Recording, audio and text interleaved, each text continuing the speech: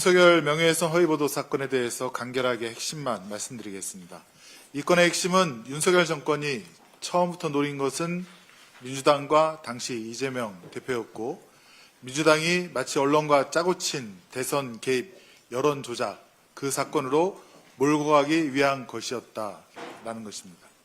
이를 위해 윤석열은 대통령실, 방통위, 방심위, 법무부 등 국가기관들을 동원했고, 김기현 등 국내임 핵심 의원들도 나서서 일제히 해당 언론 보도를 문제 삼았으며, 검찰은 신속히 10명 이상으로 구성된 대선 개입 여론조작 사건 특별수사팀을 신속하게 꾸려 수사에 나섰습니다. 그 결과 법적 근거 없는 위법 수사와 강제 수사가 자행되었습니다. 다음으로 검찰 수사 범위를 넘어선 불법 수사 개시입니다. 검찰이 기소한 정보통신망법상 명예훼손은 검찰 청법상 검찰이 직접 수사를 개시할 수 없는 범위 밖의 사건입니다. 특별수사팀장인 강백신 검사조차도 기관 보고에서 명예훼손 제명으로 처음부터 수사를 시작한 것은 아니었음을 자인했습니다. 세 번째, 법원의 영장도 무시한 무차별적인 강제 수사였습니다. 법원이 명확하게 불허한 기자들의 노트북을 임의 소각하거나 영장 제시 없이 휴대전화 파일을 재압수하는 등 불법 강제 수사 행위가 확인되었습니다. 특히 사건과 무관한 기자의 개인 생활과 우편물과 취재 자료까지 무차별적으로 탈취하면서 언론의 자유를 유린한 행위는 향후 청문회 과정에서도 기자들인 참고인을 통해서 생생하게 진술될 것입니다. 결국 목표는 이재명, 법원에 망신당한 공수장 변경. 검찰은 최초 공수장에 이재명이라는 이름을 157번이나 언급하며 정치적 프레임을 씌우려 했습니다. 하지만 정작 허위 사실이 무엇인지는 특정조차 하지 못하면서 재판부가 수차례에 걸쳐 공수장 변경을 요구했고, 결국 검찰은 굴욕적이게도 공수장을 여러 차례 변경하면서 공소 사실은 누더기가 됐습니다. 특히 언론과 민주당 공모서는 증거를 찾지 못해 검찰 스스로 공모관계를 철회하면서 변론이 분리되는 총극이 벌어지기도 했습니다.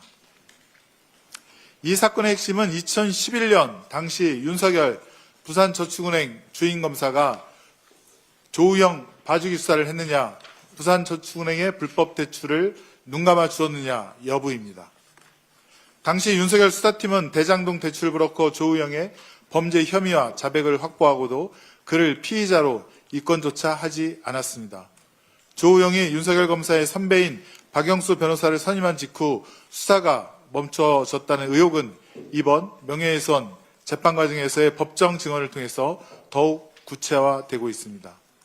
그 결과 2011년 부산저축은행 수사 당시 대장동 대출건 1,805억 원만 유독 수사망을 피해갔고, 이는 결국 부산저축은행에만 3조 8천억이 넘는 혈세 낭비로 이어졌습니다.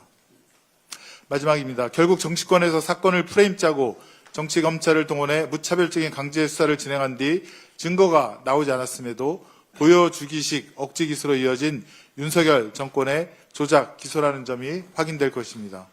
국조특위는 다가오는 4월 21일 청문회를 통해 특별수사팀 강제 수사의 불법성과 윤석열의 2011년 부산저축은행 사건 무마의 실체를 끝까지 규명하겠습니다.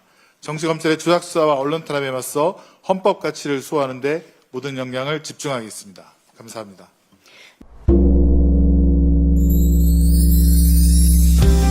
(150만) 구독자와 함께 걸어온 민족언론 서울의 소리. 우리는 오늘 새로운 얼굴로, 새로운 마음으로 다시 출발합니다. 탄압과 내란의 혼란 속에서도 멈추지 않았던 이유. 국민이 주인인 나라, 민주시민의 목소리, 국민 주권의 시대를 지키기 위해서였습니다. 이제 서울의 소리는 더 넓은 무대로 나아갑니다. 언론을 넘어 영상과 소리, 현장과 기록이 살아 숨쉬는 새로운 멀티미디어 저널로 다시 태어납니다.